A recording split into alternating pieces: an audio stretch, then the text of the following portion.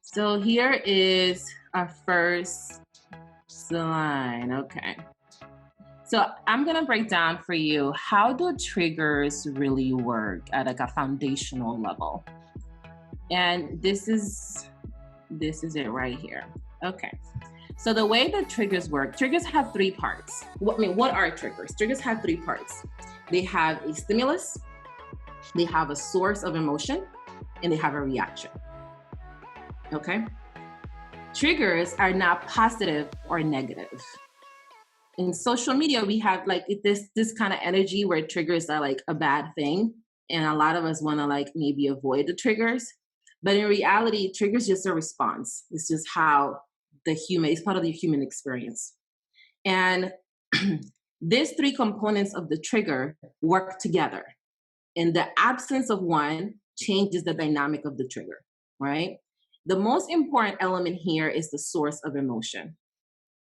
Without the source of emotion, there could be a stimulus, but there won't be a reaction, right? Because if there's not something there to remind you on how you're supposed to act when the situations show up, it won't bother you. Now, there are a few signs that a trigger has impacted you. Like your mood changes, you react without thinking, you feel attacked. Feeling attacked is one of the biggest signs that you've been triggered in a form that it's not in alignment with who you want to be. Because you can also get triggered to do things that you want. You don't only get triggered to do things that you're not at peace with. You get triggered to do things that you actually enjoy doing. Like, for example, when you may feel like, oh, I want to, you may get stimulated to want to work out. That's something that helps you become the person you want to be. And you got triggered to do that too, right? So triggers are nor positive nor negative. They are neutral.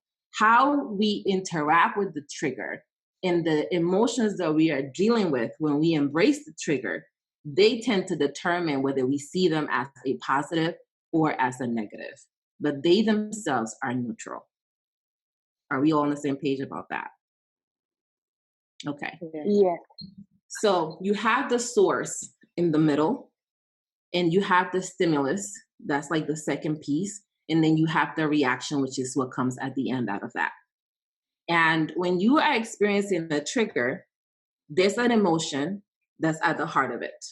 And something stimulated that emotion, and then you reacted. Now, an example of what this can look like is, let's say we talked about rejection earlier briefly, right? So let's say that rejection is one of the things that triggers me, the feeling of being rejected. The source of that emotion might look like abandonment as a kid. My parents, they moved here from Honduras. I was raised with my aunts. Like there's that lack of connection that I'm feeling. Like I have this sense of abandonment present because of the attention I did not receive as a child, right? That's what I've learned through the work that I've done. And whenever there's a stimulus, i.e., perhaps talking to someone that may be interested in my services as like a sales, right? And they say, nah, I don't want that. That is something that stimulates a reaction because you basically have added the stimulus of saying no to me with the source of feeling rejected or abandoned. And now I have a reaction. And the reaction tends to end up being like, am I worthy of this? Like, am I good enough for this? Like, I'm trying to figure out in my mind what's happening here. And I'm defaulting to the behavior, the thinking that it has to be me. A lot of us have that path because as children, when we experience emotional wounds, those are wounds that we dealt with as kids that we were trying to figure out what's this happening? Like, what's going on here? Like as a child, as an adult, you can articulate, okay, well, my parents were looking for a better life and they made this decision for me, and that's okay. But as a child, all you know is that your parents left you. All you know is that you're not with the people that you're supposed to be quote unquote with because you see people that got their parents and they seem to be good. So you don't have the information in your brain to rationalize all this stuff because you're a child. So what ends up happening is you blame yourself. It becomes the only possible solution.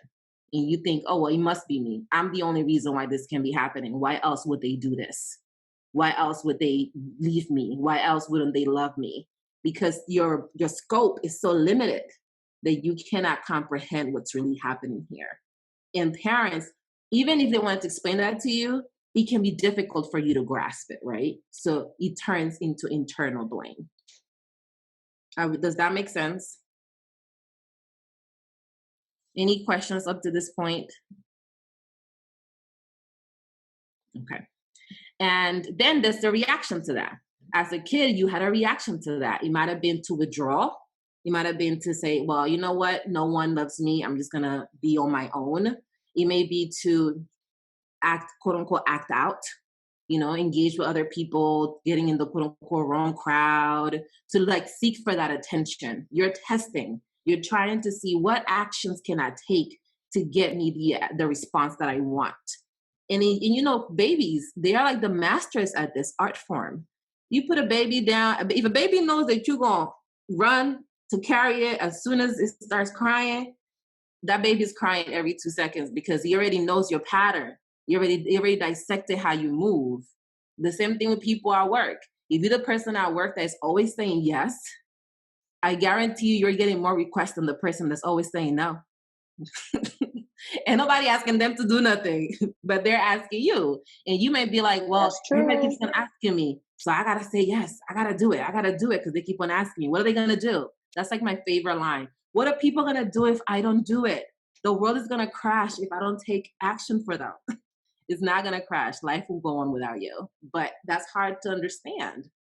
It's hard to sit with that, right? So when we look at our triggers, we need to understand what are the components so that we can be clear on which component do we want to work on the most. Okay.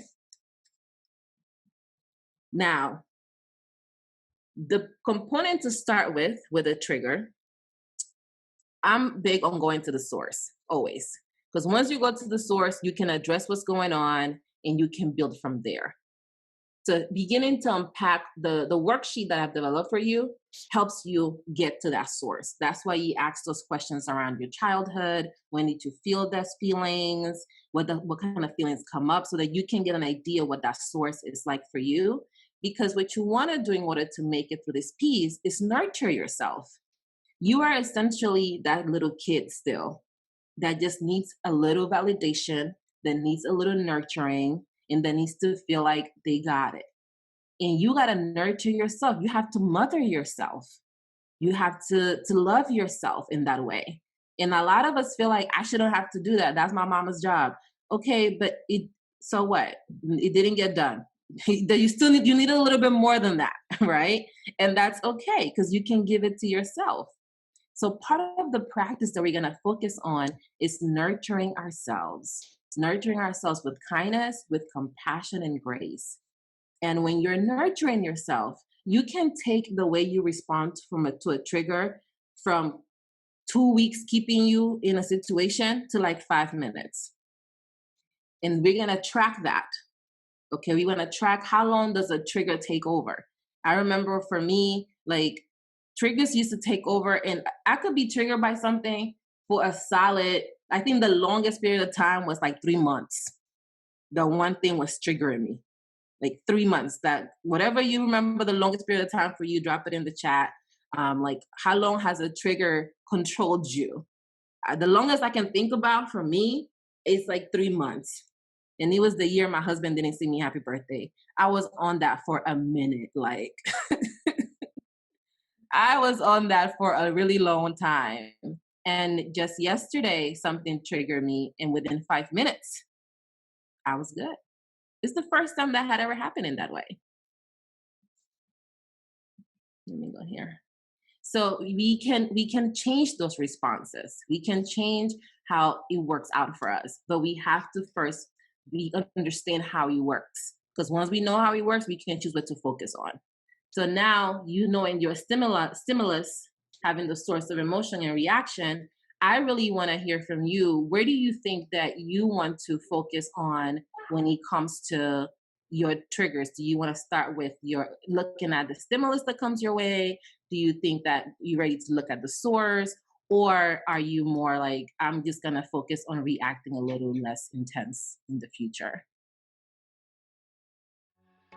Now, if you are struggling with your triggers, with responding to your triggers with ease, the most important thing you need to understand is that How you respond to your triggers is only a small part of an effective self-trust strategy. Okay? What you're looking at here, this is a proven framework that we use to help female founders unleash their self-trust in 90 days without feeling paralyzed by overthinking or fear of failure, so that they can live the life that they envision for themselves. So I have one question for you. What is your biggest frustration when it comes to responding to your triggers with ease? Is it the stimuli? Is it the source of the emotion? Or is it the reaction? Seriously, just let me know. I'm going to be more than grateful to read or review your responses, and thank you for it. My name is Nori, and I'll see you on the other side. Hasta luego.